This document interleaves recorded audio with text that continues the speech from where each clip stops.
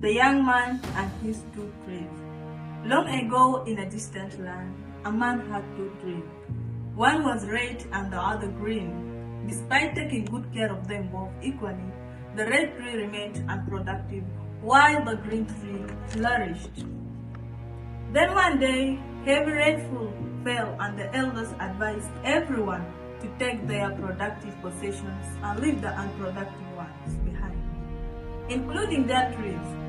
They specifically advised the young man to take only the green tree since it was productive and leave the red barren one. However, the man was unhappy with the idea of leaving any behind. He wanted to save them both but couldn't while everyone in the village carried their productive properties and left.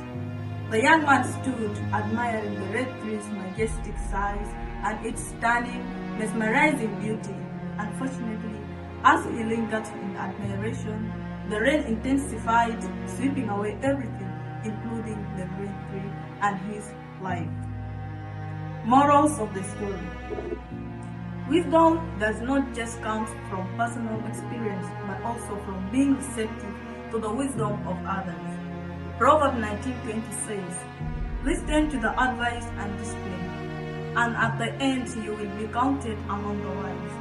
Those who heed counsel and corrections are considered wise because they recognize the value of lifelong learning and self-improvement. Ultimately, this attitude of humility and openness to guidance can lead to a richer, more meaningful life characterized by sound decision-making and positive relationship with others.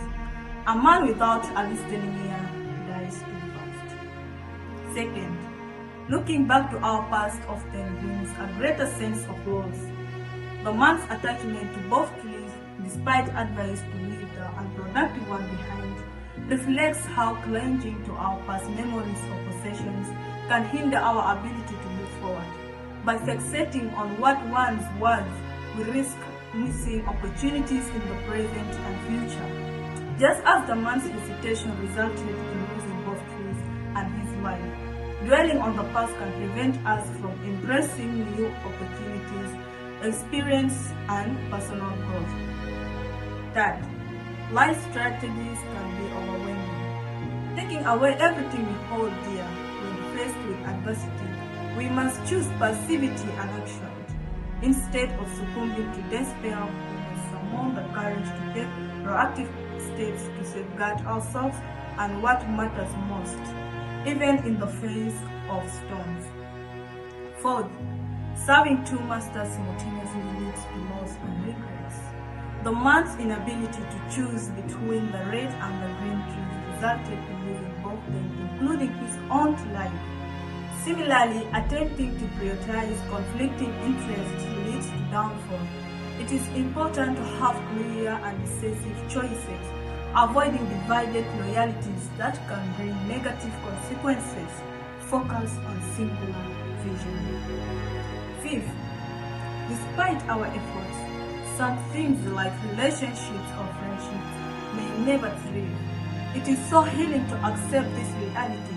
Questioning oneself if certain things yield no fruit, no matter the investment.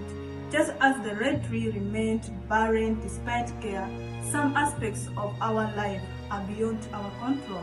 It is important recognizing when to let go and focus energies elsewhere, rather than dwelling on unchangeable outcomes, embracing life's uncertainties with grace, understanding not all things will bear fruit, which is okay.